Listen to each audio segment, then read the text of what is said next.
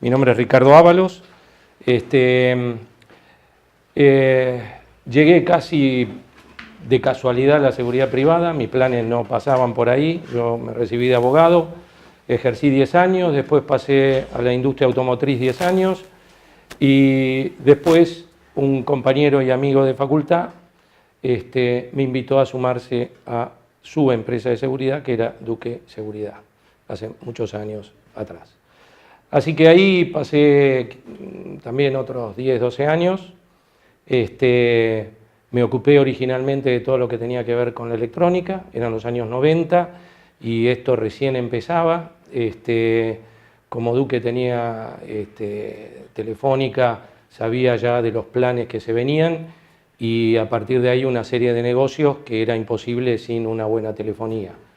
Todo el monitoreo de alarmas y demás era inviable con el sistema telefónico que teníamos. Entonces nos fuimos preparando para eso, bueno, y él me confió la parte de seguridad electrónica. Así que hice seguridad electrónica, después también tuve unos años como gerente de operaciones. Y después pasé al mundo civil, digamos. Básicamente, los últimos años de Duque, yo me empecé a dedicar a la educación, estuve en UADE, abrimos ahí un área de seguridad corporativa. Y bueno, y enseño por ahí, por varios lados, qué sé yo, la Escuela de Guerra Naval, una universidad en Entre Ríos que le dan a la policía para los ascensos, a jefes superiores, etc. Bueno, básicamente mi experiencia fue Duque y después los años de enseñanza. Cuando uno enseña no tiene nada más que, tiene que aprender, tiene que reestudiar, reaprender. Esta charla durará 1 hora y media, pero en general siempre lleva muchas horas de trabajo, de consulta. Y como siempre hay actualizaciones y demás, está bueno, digamos, estar al día con todo, ¿no? Así que bueno, también estuve en la función pública.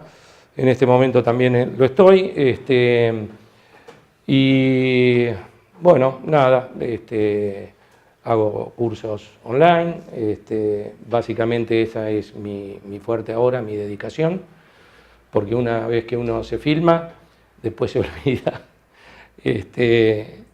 y después de 10 años de dar clases, uno es como que, no sé, había cumplido el ciclo de la clase presencial. Pero bueno, siempre me dedico a estas oportunidades. Siempre es divertido la clase presencial, a estar mirando la lente de una cámara inexpresiva. Uno no puede emitir muchas emociones a través de ella, pero bueno, acá estamos. Así que bueno, ya me presenté y adelante. Buenas tardes. Bueno, ¿les parece que arranquemos? En primer lugar, me gustaría que le dedicáramos esta charla en homenaje y en memoria de Aquiles Gorini. Aquiles es un viejo conocido de muchos años, tanto cuando estaba en Duque como cuando estuve en la función pública. Y la verdad que, bueno, él tiene tuvo una larga trayectoria en esta Cámara para defender los intereses del sector, ¿no? Así que, bueno, nuestra dedicación y respeto. Así que Aquiles, allá vamos. Bueno, lo que hoy vamos a hablar es gestión de conflictos. Imagínense, yo como abogado, estamos en la parte del conflicto que técnicamente, cuando hay una intervención judicial, ya no se lo llama conflicto, técnicamente, ¿no es cierto?, sino que se lo denomina disputa. ¿Por qué? Porque el conflicto básicamente es conflicto mientras nosotros tenemos posibilidad de manejarlo. En negociación, digamos, pero también en mediación, en conciliación, en arbitraje, etc. Ahí estamos participando de la resolución del conflicto.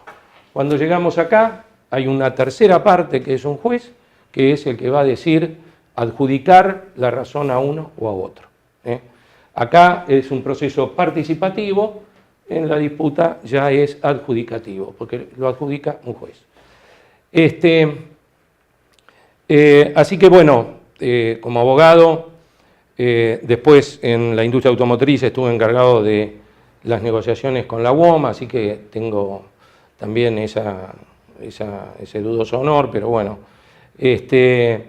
Después en Duque y las empresas de seguridad me parece que siempre están, digamos, potencialmente afectados por los conflictos, ¿no?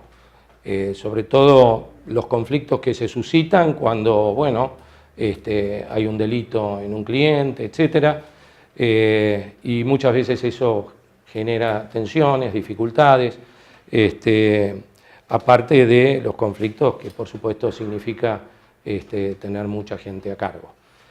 Mientras las empresas son un poco más chicas, eso se maneja mucho mejor, por lo menos lo que podríamos llamar como conflicto interno, ¿no? Entonces podríamos hablar de conflicto interno y conflicto externo. El externo es de los clientes, que básicamente los vamos a nombrar como clientes consumidores. Digo esto porque la ley nace, mejor dicho, un derecho que es el derecho del consumidor, que hasta hace unos años atrás no existía. Lo plasma la Ley de Defensa del Consumidor y lo reconfirma el nuevo Código Civil y Comercial de la Nación. Entonces, atención con el consumidor, ¿no? Porque en los conflictos que podamos tener en relación a la prestación de servicios, podemos llevarlas de perder, ¿no? Bueno, vamos a ver un poco cómo interpretamos nosotros qué es un conflicto, porque sobre esa visión nos va a dar la pauta de cómo seguir. Y para esto vamos a repasar juntos un poco cuál es la visión que debiéramos hacer del conflicto. Y después vamos a ver un poco la gestión efectiva del conflicto, ya sea a través del equipo que se ocupe de estas cosas. Después vamos a mencionar por qué equipo. Algunas técnicas de análisis del conflicto, previo, digamos, antes de subirse al ring. Y las técnicas de resolución, digamos, arriba del ring. Así que cuando hicimos la convocatoria, el programa era mucho más amplio. Pero cuando uno analiza la cantidad de diapositivas, sabe que una diapositiva por minuto significa más o menos el tiempo que uno puede dar a las charlas. Así que tuve que acortar y posiblemente hagamos una parte 2, si el tema les interesa y demás, quizás un poco más en algunos aspectos más prácticos y otras cuestiones que después les comento. Vamos a la visión del conflicto. En general, ¿cómo lo vemos al conflicto? Denme una opinión, así, un comentario sobre qué piensan ustedes del conflicto. ¿Es negativo? ¿Es una amenaza? ¿Es un riesgo? ¿Es una oportunidad? ¿Es algo que hay que evitar? Hay que evitar.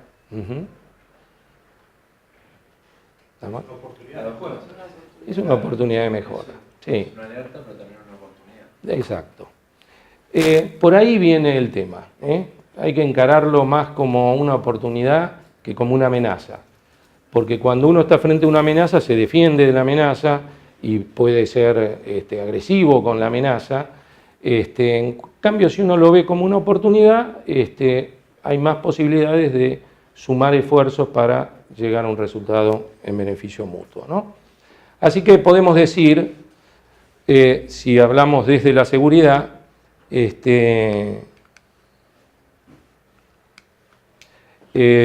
podemos decir que son diferencias, antagonismos, enfrentamientos, discrepancias y pugnas de derechos, de intereses, de valores e ideas de distinta naturaleza que generan dentro de las organizaciones, en ocasión del trabajo y la relación laboral o contractual, y que pueden comprometer la seguridad personal de activos, el medio ambiente y con ello dañar su imagen y reputación, ¿no? Es decir, estamos en claro que cuando le brindamos un servicio a nuestro cliente, en buena medida, un buen servicio le puede evitar problemas de imagen o de reputación. A nadie le gusta tener un robo, un incidente grave en una compañía, y si eso estaba a cargo de personal nuestro, tiene que estar bien resuelto, si no es una afectación, puede ser una afectación también a la imagen y reputación. Desde este punto de vista lo que vemos es, digamos que nos encontramos con situaciones encontradas, ¿no?, respecto de distintos temas. Hasta ahí podríamos decir, cuando hablamos de diferencias, antagonismos, discrepancias, etcétera, como que es algo negativo, ¿no? Pero ahora sí vamos a lo que ustedes decían. Bueno, este es cuando uno lo considera como una amenaza, ¿no? Como algo negativo, porque entendemos que puede generar perjuicios y por lo tanto la idea es ignorarlo, suprimirlo, reducirlo o detenerlo, cortarlo lo más rápido posible. Esa es la tentación que tenemos. Pero desde los negocios, y sobre todo por los años 70, esto fue muy estudiado en Estados Unidos y Harvard desarrolló toda una teoría de conflicto, donde digamos, nos han volcado otra forma de ver estos planteos, estas situaciones. Y entonces ahora sí lo vemos como una oportunidad. Una oportunidad para que siempre que hay un conflicto hay una demanda, hay un cambio en puerta, y esto significa un proceso de transformación, algo se va a transformar, ¿sí? Esa transformación, si uno la puede manejar bien, va a ser positiva en términos de mejoramiento, crecimiento y superación, y desde ese punto de vista el conflicto uno lo ve y lo puede gestionar para que termine en una solución conveniente para la compañía. Y para eso tenemos que tener algunas habilidades para poder gestionarlo, que es las que vamos a ver. Algunas pequeñas herramientas para que ustedes, frente a un conflicto, se acostumbren a analizarlo a través de 3 herramientas, no más, pero que ayudan a enfocar dónde está la información que necesitamos para resolver las cuestiones estas. Visto desde este punto de vista, podemos decir que es una oportunidad, es algo positivo. Y como oportunidad tenemos que siempre vamos a tener conflictos. No es que podemos gestionar un negocio, un servicio, etcétera, sin tener conflictos. Entonces, desde este punto de vista, es algo normal. Y siendo que es normal, debiéramos aprovechar, dadas las ventajas que tiene sumarlo a favor al conflicto, verlo como, en primer lugar, como una situación que es normal. Los conflictos son inevitables, es decir, no se pueden evitar, son ineludibles y también necesarios. Y esto de verlo como necesario tiene que ver también con la oportunidad que estamos mencionando, ¿no es cierto? Pueden ser constructivos como motor de cambio o un factor de deterioro en la medida que no se resuelvan convenientemente. Entonces tenemos una oportunidad pero la amenaza o el riesgo es que no lo podamos resolver positivamente. Conflictos internos, conflictos externos, algo hicimos acá una mención, y después hay conflictos del entorno. Este es otro tema que estudia la doctrina y que tiene que ver con los problemas de ambientalismo, ecologismo y demás. Si uno brindara servicios a empresas mineras o aún de energía, petroleras, etc., uno debiera estar atento a estos conflictos que alguna vez hemos escuchado, la problemática de la minería con cielo abierto, el problema de las leyes de los glaciares, etcétera, bueno, que tienen que ver con un conflicto que tiene que ver con el medio ambiente y con las corrientes o esos partidos verdes que defienden el ecologismo y el ambientalismo, ¿no? Así que esto está fuera de nuestro contexto y vamos a ir a los internos y externos. Simplemente para mencionar dentro de la rama laboral, y tenemos infinidad de fuentes de conflicto, ¿no? Conflictos de derechos, de intereses, pueden ser individuales, colectivos, sindicales, también muchas veces afectan cuestiones intrasindicales, intersindicales, prácticas antisindicales, bueno, conflictos interpersonales, grupales, intergrupales, en fin, la variedad es inmensa. Y todo arranca en lo que son las necesidades humanas, ¿no? Las necesidades humanas básicas. Ahí es donde en general arrancan los intereses, ¿no? Detrás de las posiciones.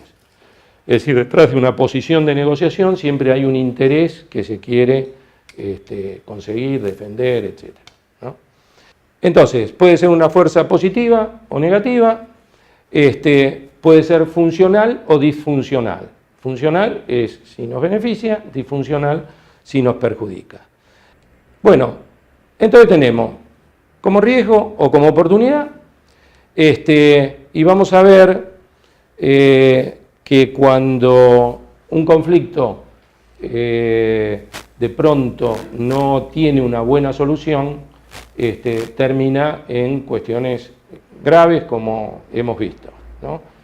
No sé, en Kraft, en Terrabusi, nosotros me acuerdo en Duque teníamos ahí en 11 Bruckmann, que era una antigua empresa una fábrica de vestir, bueno, y sí, la pasamos mal. Bueno, entonces yo diría que tratemos de no verlo como riesgo, porque si no nos sumamos, es decir, nos ponemos los guantes y quizás no es un tema de guantes, sino de tomarse un copetín, ¿no?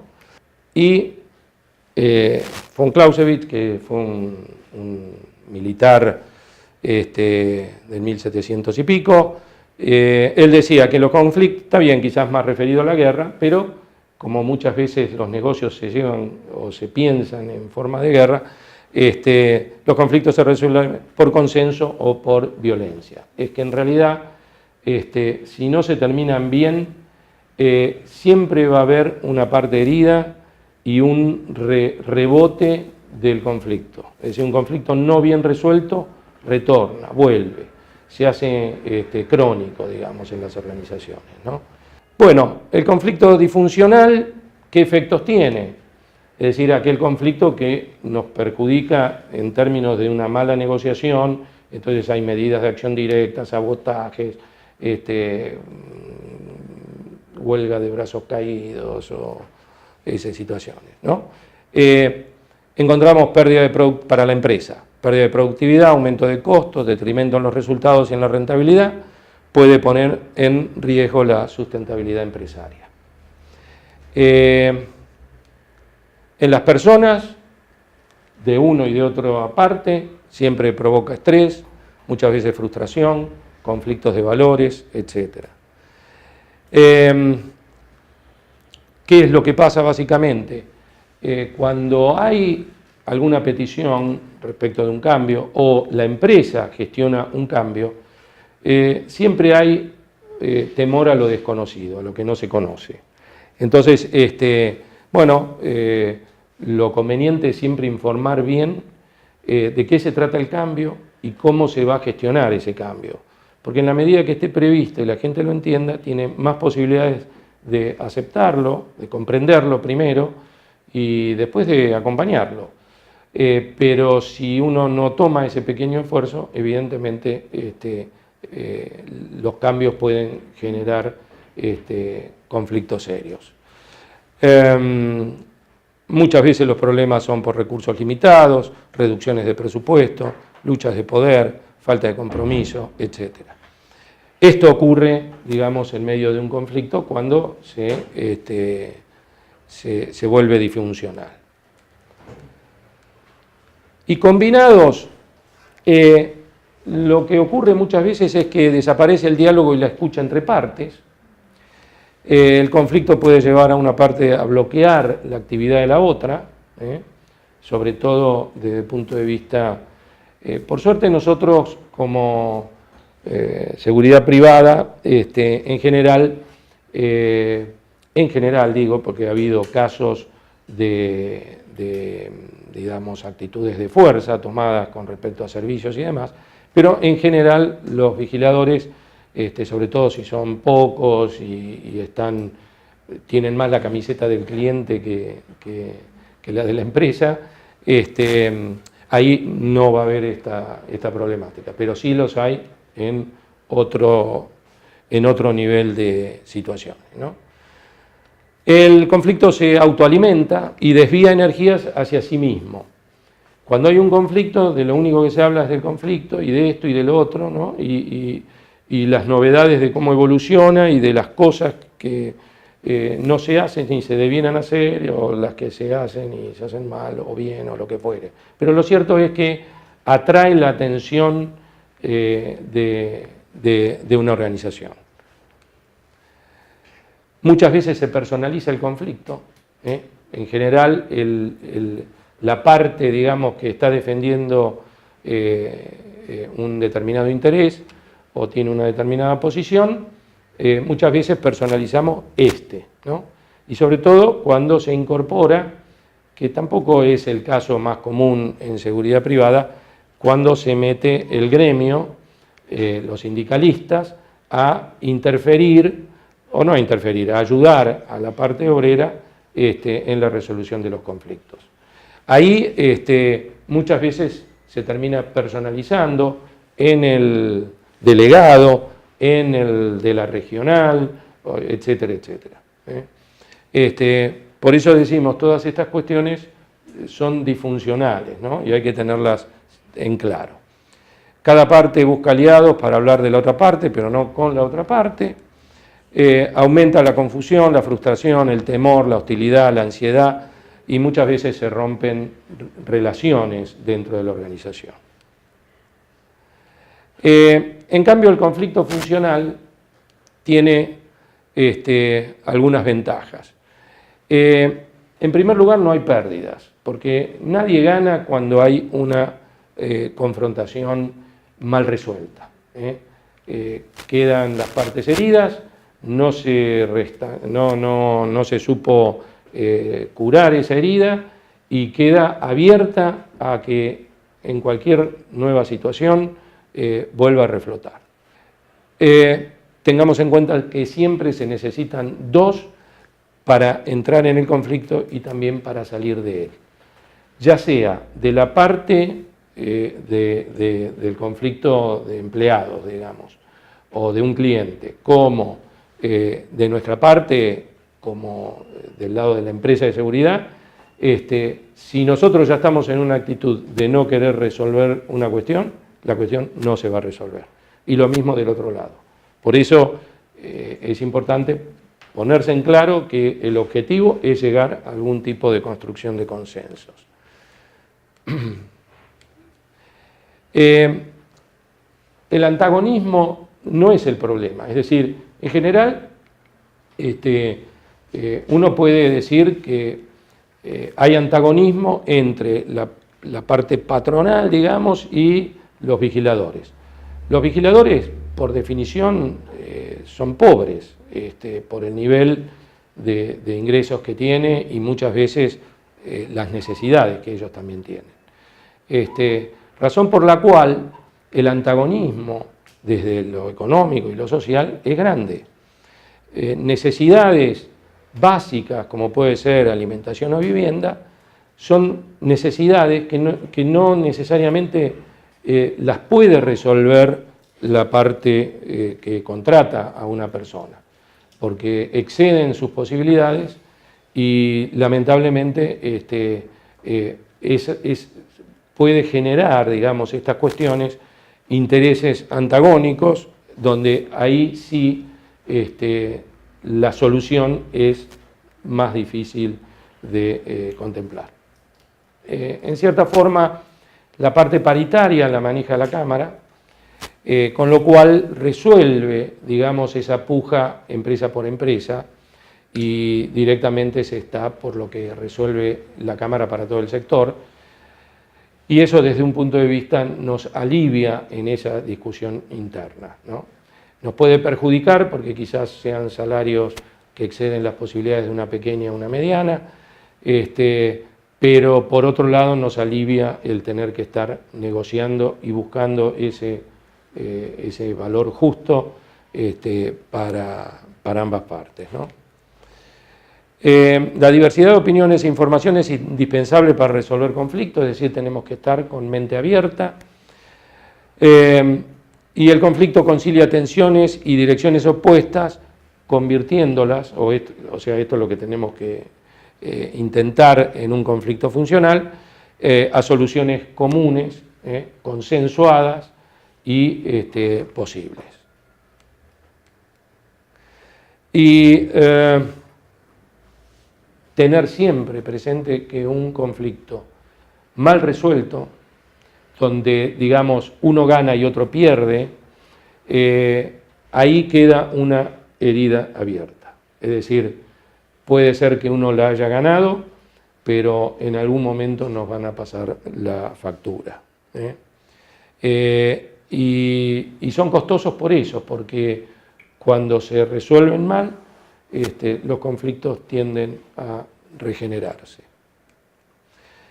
¿Por qué hay conflicto? En primer lugar, todos somos conflictivos, así que ¿por qué no habría de haber conflicto, ¿no? ¿Y por qué discrepan las personas? Entonces hay un autor, Edward de Bono, que él dice, porque ven las cosas diferentes y en realidad es una cuestión de apreciaciones. Lo que para mí es algo no es lo que interpreta el otro, ¿no? Y esto es fundamental para empezar a tener mucho cuidado en las cosas que se dicen, cómo se plantean, porque pueden dar lugar a interpretaciones disímiles. Yo creo que le digo tal cosa, pero el otro escucha otra cosa distinta, ¿no? Fíjense este caso. Para uno es un 6, para el otro es un 9, y los dos tienen razón. El tema es cómo poder interpretar el marco de razón dentro de un contexto, ¿no? Porque muchas veces quieren cosas diferentes, por un estilo de pensamiento puede ser, y muchas veces porque la discrepancia, el conflicto es una forma permanente de estar presente, de hacerse sentir, y bueno, es una forma también de ver el conflicto. Veamos ahora un poco el tema de cómo gestionamos el conflicto. Ya lo vimos que lo vamos a encarar como una oportunidad. Con esto lo que estamos buscando es un arreglo que sea eficiente en términos de costos-beneficios, eficaz en cuanto a resultados. El tema es que debe mejorar la compañía, la organización, las personas.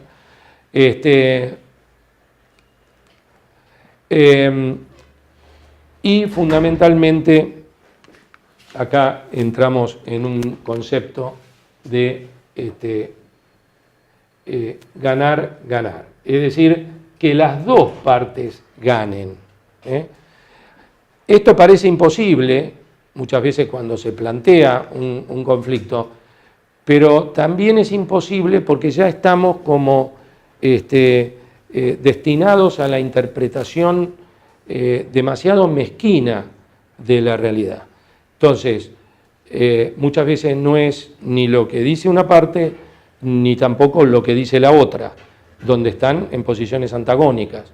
Pero en la medida que haya conflictos que no sean opuestos, o intereses opuestos, uno puede empezar a buscar alternativas y soluciones en base al ingenio y, por supuesto, a la construcción de consenso. Pero hay que estar de los dos lados con ganas de llegar a ese consenso. Ganar, ganar, ¿y cuál les parece que es hay dos más? ¿Cuál les parece que es otra posibilidad de resultado en un conflicto? Muy bien. Perder, ganar, y viceversa, y perder, perder. Muy bien. Bueno, indudablemente, lo que estamos viendo acá, vamos por esto. ¿Qué es lo que torna en funcional al conflicto? En positivo, en una oportunidad. Bueno, decimos equipo, porque en realidad los conflictos muchas veces se manifiestan a través de una queja, de un reclamo, que si están mal resueltos, las quejas o los reclamos, empiezan a o crecer ellos o empiezan a sumarse reclamos, y son esos días en que nos encontramos que nos llama el cliente y nos dice, no va más. Y no va más porque se hartó de toda una serie de quejas, de reclamos, etcétera, que no fueron canalizados, que no fueron satisfechos y terminan mal. Por eso digo, el equipo no es simplemente, tenemos un negociador, el negociador es el abogado de la compañía. No, no es esa la idea de los que tenemos que negociar.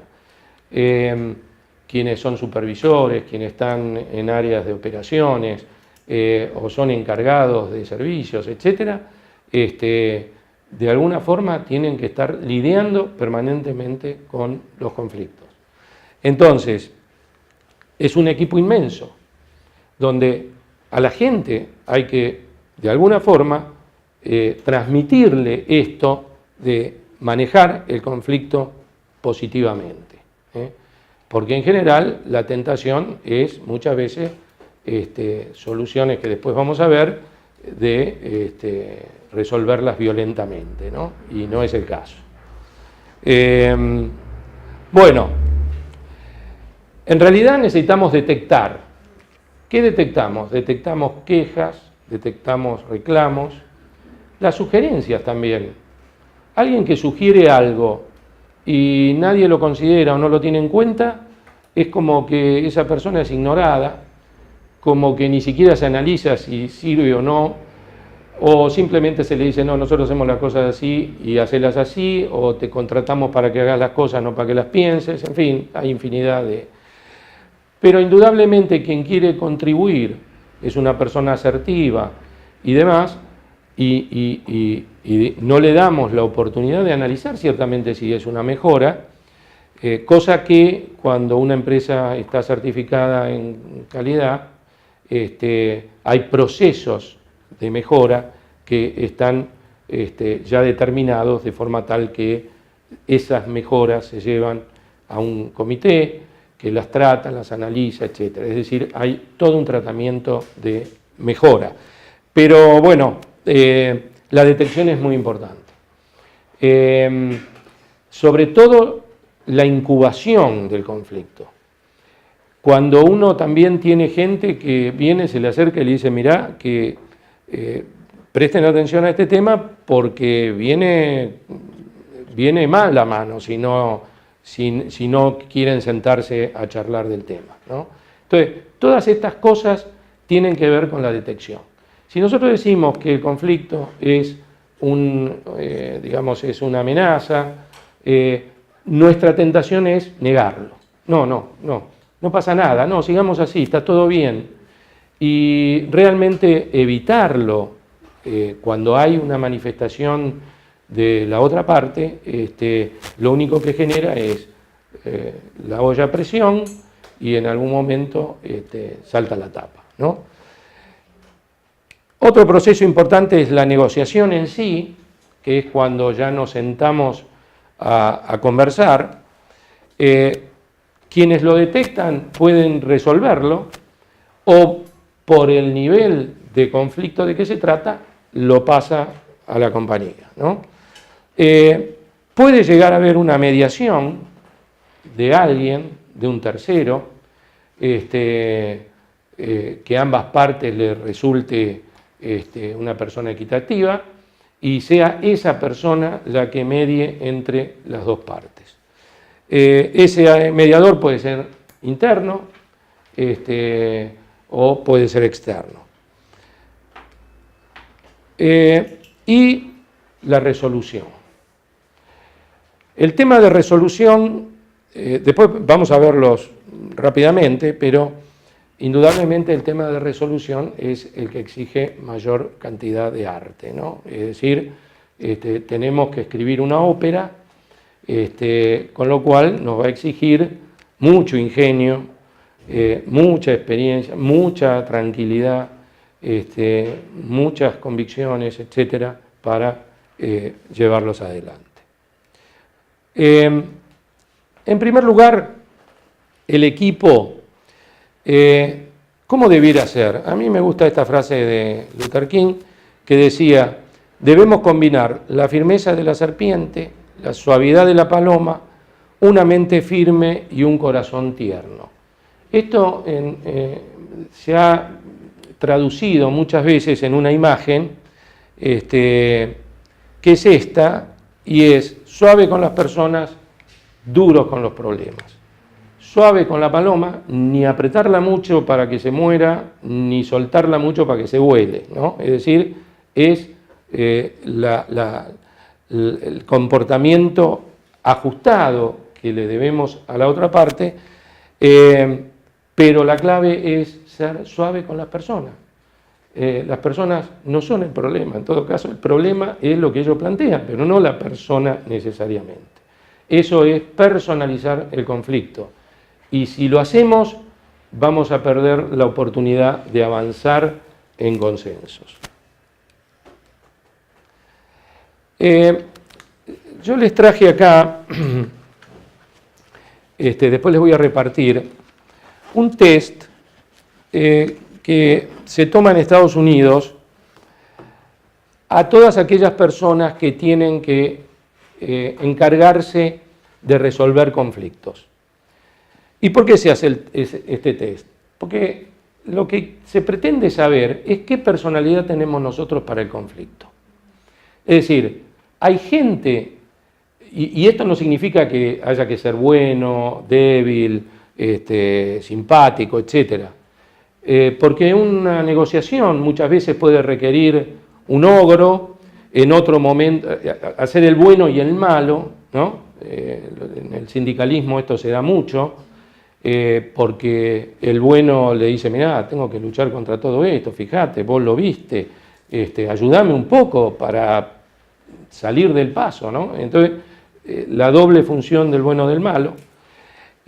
Con lo cual, este test, cuando ustedes lo hagan, tiene sus complicaciones, háganlo tranquilo, se resuelve después en un diagrama. Y de acuerdo a la figura, donde esté ubicada la figura en el diagrama, es el tipo de personalidad que ustedes tienen, que no significa ni que sea buena ni que sea mala, sino que son para distintos momentos de un conflicto.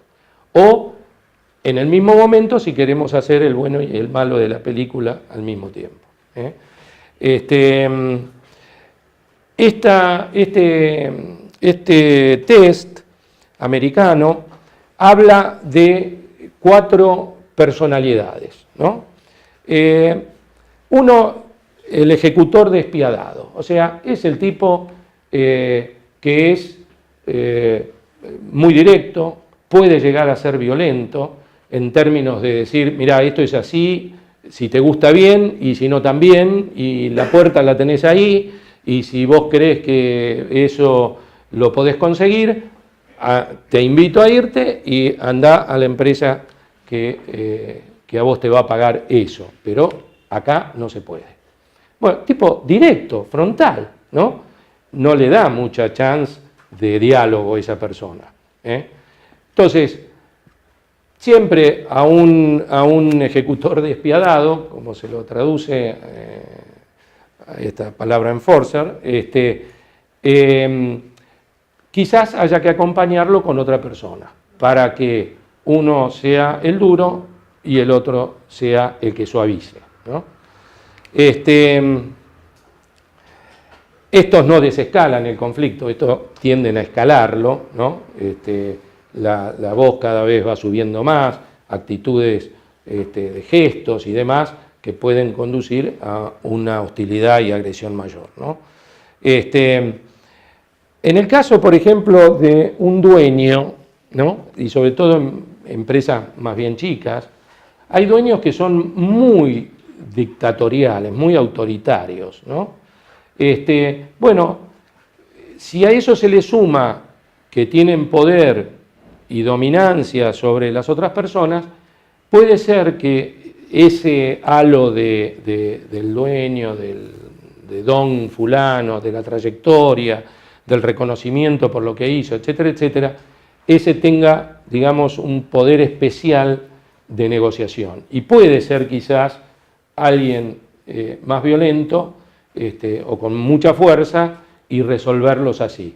Pero son casos muy particulares. No sé si ustedes han conocido así dueños de compañías. Yo nunca me voy a olvidar un caso que a mí me quedó grabado, ¿no? Ustedes saben que Juncadela responde a un apellido de Amadeo Juncadela, que era el dueño de Juncadela. Juncadela en un momento dado desarrolla un área de seguridad que después creo que, no sé si fue Segubank o Proseguro, creo que por ahí arranca la cosa, pero lo cierto es que ellos tenían un cliente que era un banco, bueno, americano, ahí en Corrientes y Reconquista.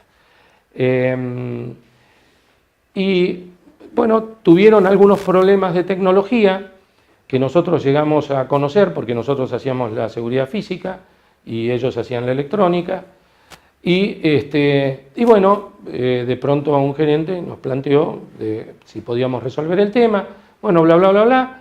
Estuvimos trabajando, digamos, en paralelo con ellos, resolvimos los temas, etcétera, etcétera. Y un buen día el banco decidió que el servicio de Prosegur de electrónica, no de recaudación de caudal y demás, que eso lo tienen atado, pero que ese servicio de seguridad electrónica se lo dejaban de hacer, porque nos lo iban a dar a nosotros.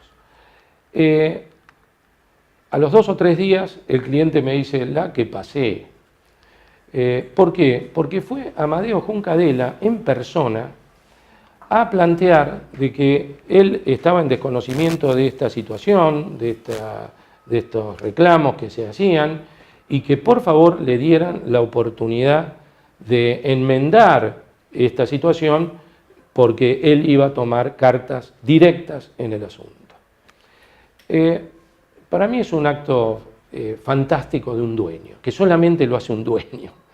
Y eso marca realmente muchas veces esas personas que tienen ese respeto de todos sus subordinados por lo que es un emprendedor de esa naturaleza y además un tipo que sabe bajarse a pedir disculpas y a pedir una oportunidad, ¿no?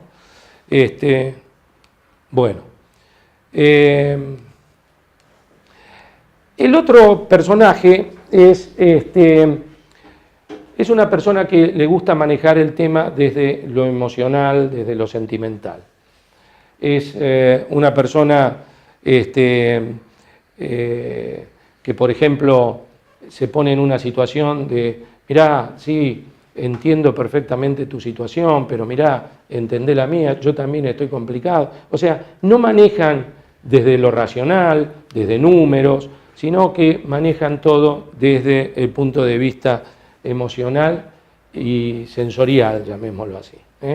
Y esas son muchas veces oportunidades de arreglar cuestiones más por las emociones que por las razones que puede haber detrás de los intereses en un conflicto. Otro puede ser el empático interno, es decir, en este caso la persona se cambia a sí misma, es decir, ¿vieron que hay personas que ceden en una negociación?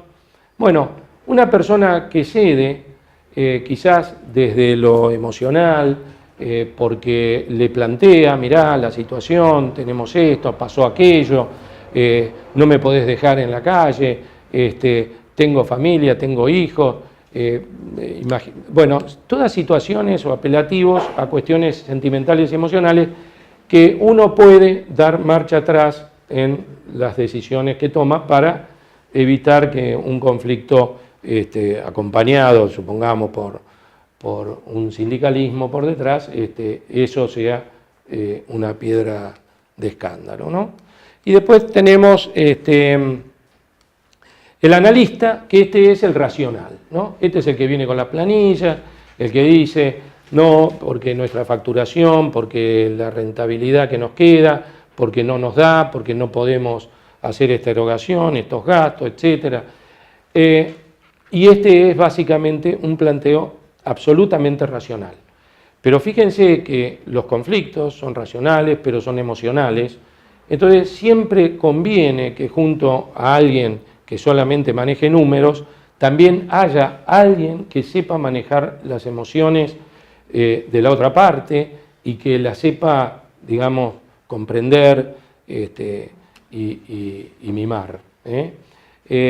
Y ahí es donde quizás haya mayores posibilidades de resolver los conflictos. Por eso, bueno, cuando ustedes hagan este test, vean qué tipo de personalidad tienen y teóricamente puede llegar a ser de interés en un área de relaciones laborales, en un departamento, en una gerencia de recursos humanos, ¿sí? El empático interno se parece un poco al sentimental, ¿no? Sí, nada más que en el otro caso él no cambia, en este caso cambia él. En el otro se defiende con, digamos, pero no cambia o cede lo mínimo posible. Acá no, acá hay una compenetración del problema del otro y yo cedo. Bueno, y ese es el test. Bueno, primer tema, una de las cosas que hay que tener en claro. Una posición, ¿no? Yo quiero el 10% de aumento, quiero el 15% de aumento, quiero esta mejora, quiero viático, quiero esto, quiero lo demás. Esas son posiciones. Esa posición está complementada siempre con un interés que hay detrás. O sea, yo necesito, acuérdense que intereses está muy vinculado a las necesidades básicas, entonces yo necesito esto porque la inflación, porque el poder adquisitivo, porque lo que fuere, o porque yo antes tenía el objetivo a 3 cuadras y me iba caminando y ahora lo tengo a 28 kilómetros y tengo un dineral de gasto, en fin, por decir cosas. Entonces, detrás de la posición hay intereses. Lo que nosotros tenemos que ver, aparte de entender la posición, en realidad es interpretar cuáles son los intereses de esa persona, porque por ahí le llego a esos intereses de otra forma distinta de que si solamente viera la posición. porque en la posición es el 10, el 12, el 15, y me quedo en posiciones, y lucho posición a posición. Y en realidad, si uno puede interpretar cuál es el interés que hay por detrás, uno puede por ahí llegar con otros temas. Mirá, te bajo a 8 horas, o te resuelvo con horas extra, no sé, y no le doy el 10 o el 15 o lo que está pidiendo, ¿se entiende? Porque le resuelvo su interés por otra forma, no en la forma como él me lo está pidiendo en una determinada posición. Los intereses básicamente son temores, deseos, preocupaciones, esperanzas y necesidades que subyacen a las posiciones, pero es el quid de la cuestión, ¿no?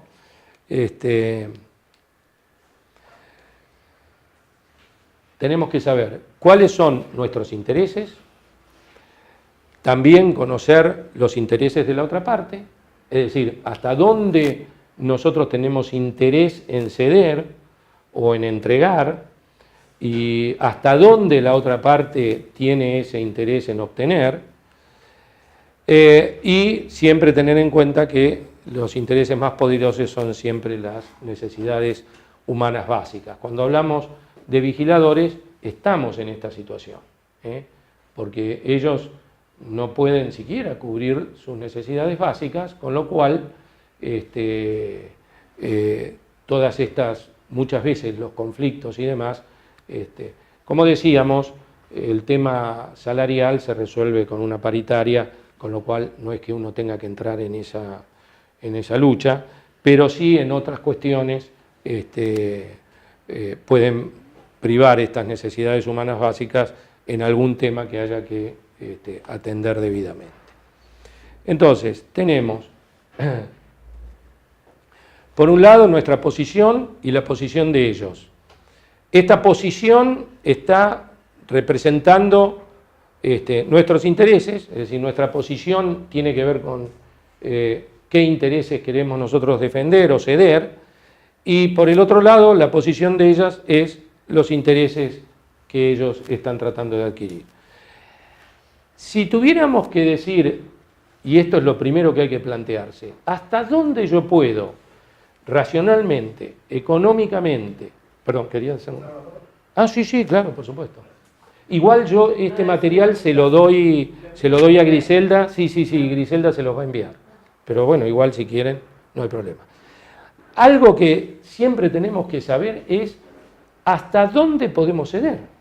Es decir, en una cuestión económica o en un beneficio, en una ventaja, en lo que fuere, nosotros tenemos que conocer hasta dónde nosotros estamos en condiciones de no poner en riesgo la operación por dar algo que no podemos, ¿se entiende?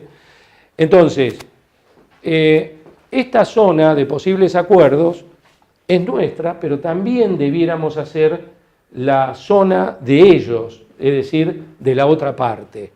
Es decir, ¿cuál es? Si me piden 15, es porque quieren, ¿cuánto? 7, 8, 6, ¿no? Y entonces manejarnos con eso, y nosotros ¿hasta dónde podemos dar? Hasta 4, 5, 6. Bueno, y ahí es donde empiezan a converger los consensos, ¿no? La sopa. Los intereses hay que también analizarlos desde este punto de vista. Los intereses que manifiesta la otra parte son opuestos, es decir, cuando son opuestos quiere decir que si yo defiendo el mío es a costa del otro, o que si yo cedo es a costa mía. Es decir, es una ecuación perder-ganar. Eso en la metodología tradicional, digamos. Acá lo que hay que hacer es de que aún en intereses opuestos le busquemos la vuelta por otro lado, ¿no? Para resolver, ¿no? ¿Qué sé yo? Podemos pedir mayor productividad, podemos pedir, qué sé yo, mayores esfuerzos en esto, en lo otro, en fin, buscarle una vuelta para que justifique una erogación que pareciera opuesta, pero la puedo resolver por otro lado. No en el planteo inicial, sino por otro sendero. Los intereses comunes son aquellos que se comparten, y esto está bueno porque indudablemente una empresa es un interés común que se mantenga, ¿no es cierto? Nadie va a ser tan poco previsor de llevar a la empresa a una situación de quiebre, ¿no? Sería como matar la gallina a los huevos de oro, y esa no es la idea, ¿no es cierto? Entonces, en los intereses comunes, que los hay, porque tenemos que navegar todos arriba del barco, porque si no nos hundimos, bueno, esos intereses en común son los que ayudan quizás a mantener posibles soluciones y consensos y demás. Y los intereses distintos, diferentes, no son opuestos, pero sí son distintos, porque, bueno, puede ser cuestiones de expectativas, de deseos, de creencias, y son los propios de cada una de las partes, ¿no? Así que, bueno, este es también un foco de análisis de los intereses. Y ya yendo a las técnicas de resolución, es fundamental cómo resolver los conflictos, o la forma como vamos a resolver los conflictos, porque de ahí va a devenir que pueda realmente ser una solución productiva, ventajosa, o algo negativo. Decíamos las tres alternativas que ya vimos acá. Y en realidad los conflictos, desde algún punto de vista, se pueden resolver a través de poder, derechos o intereses. O sea, yo puedo aplicar poder porque tengo el mando, porque soy el dueño, porque tengo dominancia, porque me lo saco de encima y punto, no me importa, o por lo que fuere, yo aplico el poder. Puedo aplicar el derecho, puedo aplicar los derechos que nos asisten, es decir, no, esto no te corresponde por ley, esto no es lo que dice el convenio, esto no está de acuerdo al procedimiento o lo que fuere. Conclusión, también le puedo volcar el tema de los derechos y también el tema de los intereses. Si yo puedo entender cuál es el interés del otro, qué es lo que necesita satisfacer, también lo voy a poder resolver. Con el gráfico ese del 6, 9, ah, sí, que está muy bueno, como que uno se tiene que poner en el lugar del otro, ¿no? Empatía. Exactamente. El concepto de empatía, que es ponerse en los zapatos del otro, ¿no? Sí, hay toda una serie de ejercicios interesantes. Por ejemplo, había una tribu de indios americanos que ellos tenían una particularidad que después fue muy estudiado en la ciencia de la administración, y es que el que hablaba tenía un bastón y le pasaba el bastón, una vez que terminaba de hablar, le pasaba el bastón, otro pedía hablar. Entonces, le pasaba el bastón si el otro era capaz de repetir lo que él había dicho. Entonces, no, porque vos dijiste tal cosa, tal otra. Sí, perfecto, entendiste lo que yo dije, tomá. Porque muchas veces en las discusiones yo estoy pensando en qué le voy a decir o en otra cosa, no le presto atención o no tengo poco empatía y no me pongo en los zapatos del otro, etcétera, etcétera. Entonces, es ingenioso esto de que yo me quiero asegurar que el que va a hablar a contestarme para apoyarme o para no apoyarme, entendió lo que yo quise decir, ¿no? Eso, bueno, fíjense, el triángulo está así, o sea, le pongo mucho poder, menos, pero también algo de derechos, y los intereses los dejo no termino de satisfacer el interés, que es finalmente el que origina una posición de reclamo, ¿no? Bueno, entonces, ¿qué les parece? ¿Cómo debiera ser esto para andar mejor? Exactamente, darlo vuelta, ¿no? Esto es un sistema frustrante y efectivamente, si lo damos vuelta, es un sistema efectivo. ¿Por qué? Porque nos concentramos en los intereses, porque sabemos que detrás de todo esto hay un interés. Si lo negamos de entrada, de que hay un interés y que tengo que saber interpretar detrás de un porcentaje, de un número, de un reclamo puntual, cuál es el verdadero interés. Porque todo se puede solucionar, si entiendo el interés, lo puedo solucionar no desde la forma como él lo está pidiendo, pero sí quizás desde otra. Bueno, entonces, los pasos que habría que seguir más o menos es: concéntrese en los intereses detrás de las posiciones. Y tanto de la otra parte como la nuestra, ¿no? Es decir, saber cuál es mi zona de acuerdo posible. Explorar la situación de las posiciones que se adoptan, es decir, no quedarse simplemente con sí pido tanto, pero a ver cómo lo justificás, qué porcentaje es para mejorar el salario, cuál es la parte de horas extras, cuál es, o sea, uno puede entrar a tratar de entender mejor la propia posición del otro lado. Ampliar las opciones antes de decidir, es decir, no quedarse en vos me dijiste ta y yo te digo sí o no, porque si nos quedamos ahí posiblemente no lo resolvamos al conflicto o lo resolvamos por la fuerza y esto en algún otro momento va a disparar.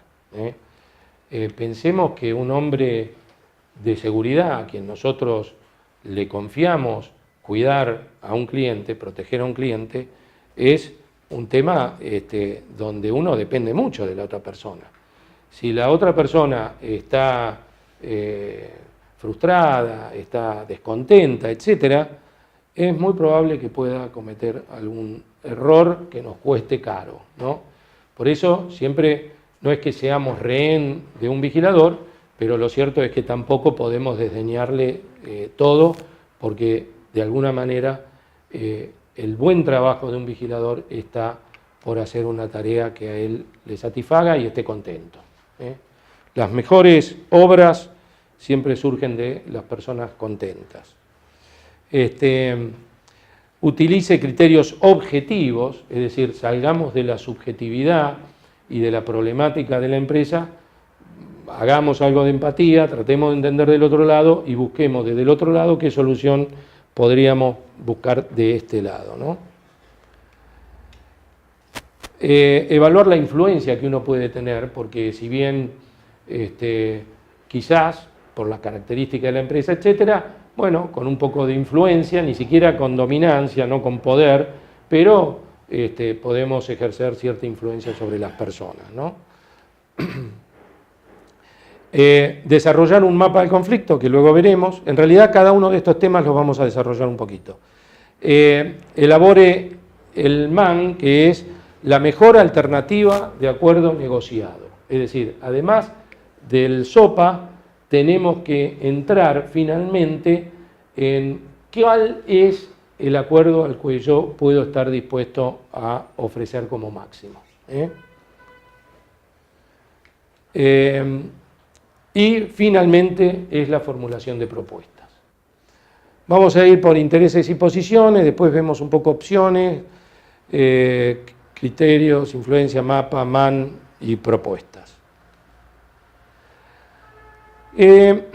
Fíjense, cuando uno ejerce poder en la resolución de un conflicto, está aplicando una estrategia de coerción, ¿no? Es decir, soy más fuerte, soy el dueño, tengo la manija, lo que fuere. El poder también es los derechos también es una situación donde tengo preeminencia, porque puedo llevarlo a juicio este tema, o a un arbitraje. Y cuando entramos en el tema de intereses, fíjense que acá entramos en todos los temas de resolución de conflictos, que es negociación, mediación, conciliación, arbitraje. Cuando aplicamos el poder o le decimos, yo tengo este derecho, reclamame judicialmente, o te despido y después vemos, lo que fuere, ahí no hay ninguna negociación, el conflicto termina abruptamente y termina, digamos, disfuncionalmente, ¿no? En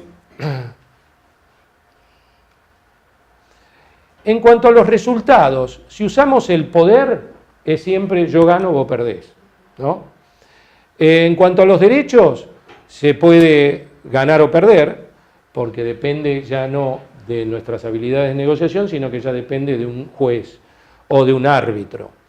Y en cuanto a los intereses, acá lo que tenemos que apuntar como resultado es tratar de que las dos partes sientan que ganaron. Es más importante sentir que ganaron a que ganaron efectivamente, pero sentir que yo me voy conforme, ¿no? Quizás no gané lo que había pedido, no gané lo que esperaba, no gané mis expectativas, pero igual me voy contento porque hicimos lo máximo posible y también el otro interpreta cuál es la situación del otro lado. En cuanto al control del proceso, acá, ¿qué proceso? Yo bajo línea y punto, o sea,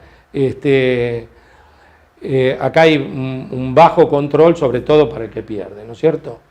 En cuanto a las disputas judiciales o arbitrales, también es bajo, porque dependo también de una tercera persona y sobre todo si pierdo. Y cuando hablamos de intereses, la forma del proceso es que debe de alguna forma, lo podemos sobrellevar entre los dos de forma tal de poder finalizar con construcciones de acuerdos, de consensos. Entonces, el proceso de negociación es alto en términos de participación, intervención, etc. Y en cuanto al impacto relacional, es decir, cómo queda la relación dependiendo de cómo se resuelven los conflictos. Si lo resolví por poder, el impacto relacional va a ser malo. ¿Por qué? Porque le bajé la línea, le puse todo el peso de mi autoridad, y bueno. Y en cuanto a la situación o a la disputa judicial, también puede ser perjudicial, o al menos potencialmente perjudicial. Quizás si hay un arbitraje hay alguna mayor posibilidad de acercamiento, distinto de un juez que está un poco más lejos, ¿no? Y en cuanto a la resolución de los intereses, evidentemente siempre hay un beneficio potencial si vamos por el lado de privilegiar el análisis y el tratamiento de los intereses. En cuanto a opciones,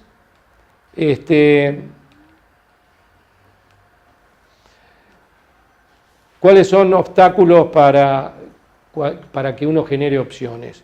Primero, el juicio prematuro. Es decir, no, esto se resuelve así, o sea, no entrar a analizar en profundidad la problemática, las ramificaciones que tiene el conflicto y las consecuencias que puede derivar, ¿no? Entonces, resuelvo así rápidamente.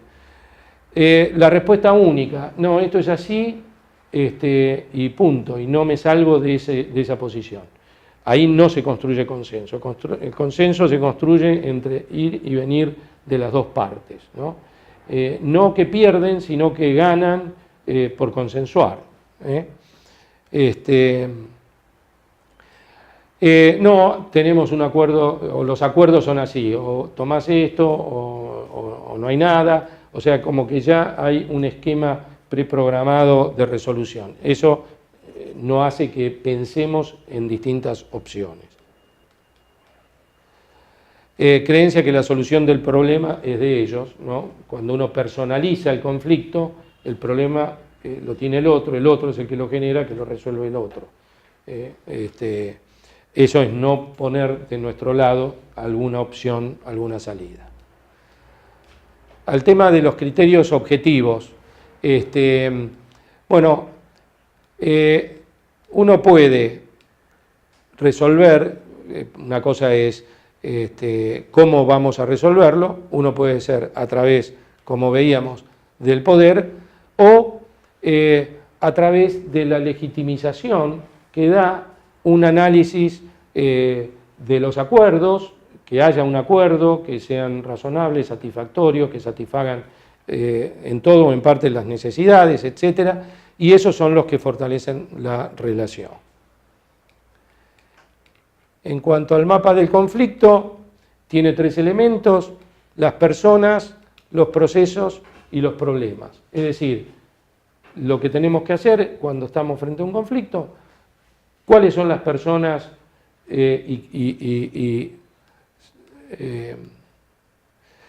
quiénes son las personas, cuáles son sus ideas, sus intereses, necesidades, afectos, percepciones, es decir, tener un cuadro de situación de la persona con la cual nos vamos a encontrar o de las personas que llevan adelante una negociación.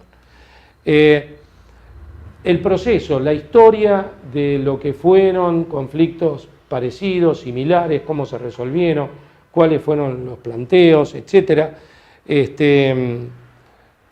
Y el problema en sí, que es precisamente esas necesidades insatisfechas, vueltas en intereses, en ideas, valores, diferencias y demás. Este es el mapa del conflicto que hay que hacer para poder entender bien quiénes son los actores, cuál es el tema puntualmente, que sería la parte del proceso, y el problema a resolver o el conflicto potencial a resolver. Con respecto a la mejor alternativa al acuerdo negociado, que el MAN está dentro de la zona de posibles acuerdos, hay que tratar de identificar el MAN nuestro, pero también cuál es la alternativa de acuerdo del otro lado y cuáles son las fuentes de poder que tienen las partes, ¿no? Es decir, quizás la intervención sindical hace que mueva el equilibrio de fuerzas, etc. Entonces, bueno, hay que analizar todas esas cosas. Y explore las alternativas fuera de la negociación. O sea, de última, bueno, lo llevamos al terreno judicial. No lo podemos resolver, bueno, o pongamos un negociador, un mediador, en realidad un mediador, negociador son los que estaban negociando, y ver que se resuelva también por otro camino. Esa también puede ser válida. Si hay posiciones muy encontradas y que no son factibles de resolver, se puede apelar a esa. Y la propuesta. Esto es una reflexión de un autor que vamos a ver, Gordon, que dice, pero está bien, me gusta porque es el cuadro de situación, ¿no? Que se tiene que hacer una parte y la otra, ¿no? En realidad tendría que esto ponerse en un papelito y lo leen las dos partes, ¿viste? Entonces es como que tú y yo tenemos un conflicto de intereses. Yo respeto tus intereses, pero tú debes respetar los míos. No utilizaré mi poder sobre ti para ganar y que tú pierdas, pero no puedo ceder y dejar que ganes a costa mía. Así pues, acordamos en buscar juntos una solución que satisfaga a tus intereses y también a los míos. Porque finalmente de esto se trata, no es de resolverlo digamos, disfuncionalmente, ¿no?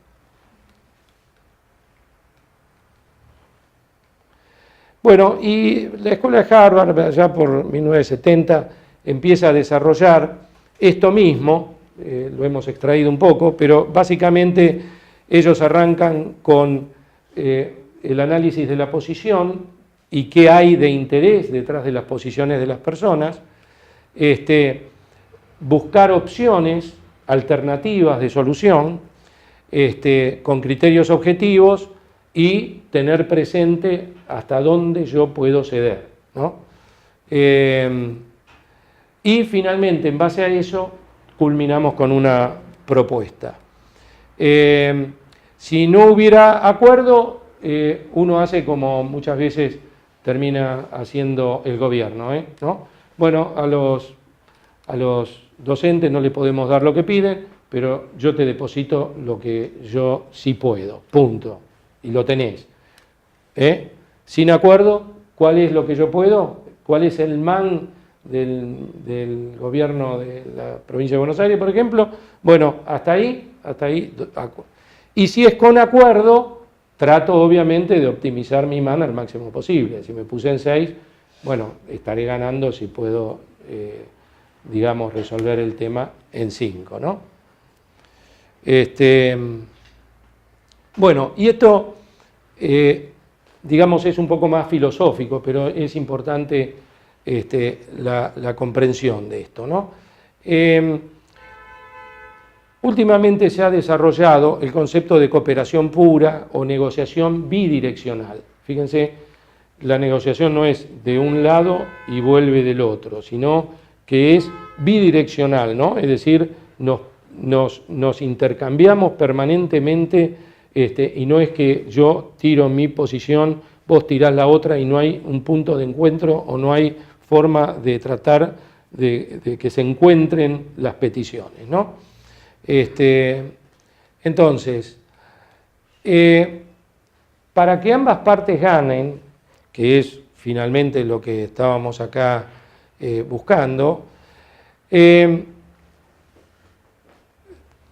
debemos entender que los intereses nunca son estrictamente coincidentes, pero tampoco son tan opuestos, ¿no? En realidad, intereses opuestos se pueden dar en algunas circunstancias, pero no es tan frecuente. De tal forma que se ven obligados a encontrar algún tipo de equilibrio, entendimiento, que permita reducir el conflicto existente y que evite que ambas partes pierdan y que sea mejor no tener un acuerdo. Lo peor que puede pasar es que alguien diga, cierro la puerta, no hay más conversaciones, se acabó. Esa sería la peor de las decisiones. En todo caso, pasemos a un cuarto intermedio, el viejo truco de, bueno, che, no nos ponemos de acuerdo hoy, sí, pensemos, vengamos mañana con la mente a ver qué se les ocurrió, nuevas ideas, porque yo no sé si, digamos, ustedes participan o no en temas de conflicto, pero lo cierto es que cuando uno entra en una negociación, nunca pudo imaginar cómo se resolvió con las cosas que uno ni imaginó que iban a aflorar o que iban a estar o que podían llegar a ser la llave de la solución. ¿Por qué? Porque la gente empieza a imaginar, imagina, y esto, ¿no? Entonces dame aquello, lo otro, lo de más allá, no. Recuerdo que tal cosa. Y finalmente un acuerdo es una complicada análisis de cosas que de entrada nunca salen. Por eso la otra es apostar, no cerrar la puerta y se acabó, sino apostar al cuarto intermedio, porque a la larga las cosas es como que se van acomodando y las ideas van surgiendo y las soluciones también. Y básicamente el objetivo no es resolver conflictos distribuyendo pérdidas y ganancias, sino co-crear. Este es el término que se está empezando a usar, nuevas construcciones de consenso. Es decir, que el consenso lo construimos entre los dos.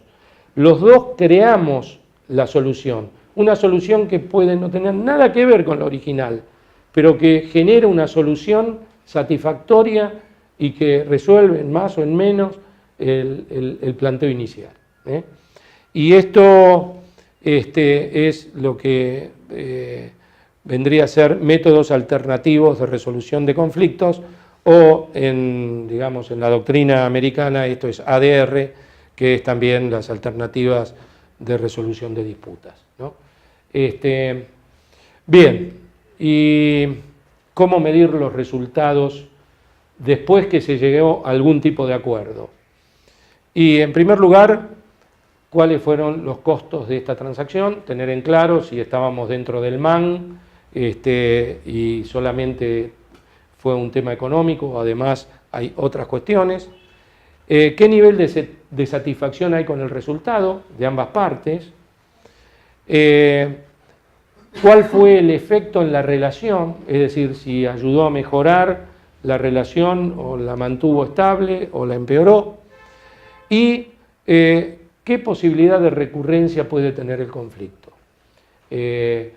Porque si es un conflicto recurrente, como podría ser, qué sé yo, aumentos o beneficios o cosas por el estilo, quizás la resolución de este conflicto inicial, la forma en que se resolvió, nos pueda ayudar para resolver en forma parecidas otras veces, ¿no? Así que bueno, para terminar, 7 pasos esenciales para resolver conflictos. Comprensión, decíamos que hay que prestarle mucha atención y entender bien a fondo cuál es la posición, cuáles son los intereses, etc. Ecuación ganar-ganar, tenemos que tener en claro que entramos para ganar los dos y salimos ganando los dos. Tener mucho cuidado con las percepciones, lo que uno interpreta, lo del 6 y el del 9, hay que tener mucho cuidado con ese tipo de cuestiones y clarificarlas debidamente. Es muy bueno esto que decíamos del indio, que dice, porque además esto en lo que es la habilidad de persuasión, cuando alguien expone y yo le digo, a ver si entendí bien, vos me estás diciendo que querés esto, aquello y lo demás allá, la otra persona se siente escuchada, primero, o sea, generamos empatía. Segundo, yo mismo me clarifico si entendí bien o no, porque por ahí es un diálogo de sordos, ¿no? Yo me engancho con que interpreté esto y en realidad no es lo que el tipo me dijo. Entonces, esa clarificación es una parte importante en la persuasión, ¿no? Escucha activa, es decir, lo que decíamos, no lo del indio, che, decime qué me dijiste. Quizás acá en las en las clarificaciones uno pueda estar demostrando que fue una escucha activa, ¿no? Sencillez, no escudarse en roles, jerarquías, poder, ¿no? Tengo las tiras, tengo los años, tengo el puesto, soy el jefe, etcétera. Y finalmente, cuando tiramos las soluciones, que de alguna forma uno pueda, digamos, participar y solucionar, quizás no como uno quisiera, pero de alguna forma resolver alguna necesidad básica del otro lado, ¿no? Y esto de co-crear nuevas construcciones de consenso. Tengamos también en cuenta que no siempre lo conveniente y lo justo van de la mano, ¿no? Muchas veces no lo están. Y siempre visión de futuro, es decir, después de este conflicto nos vamos a seguir viendo las caras, vamos a seguir empujando el carro juntos, con lo cual no tengo que olvidarme de esa parte, porque si yo personalizo el conflicto y lo llevo a un entuerto personal con alguien, estoy pensando en hoy, pero no me estoy dando cuenta que mañana lo voy a seguir teniendo sentado o trabajando conmigo. Entonces, eso también es importante tenerlo presente. Bueno, y concluimos entonces la clase de hoy.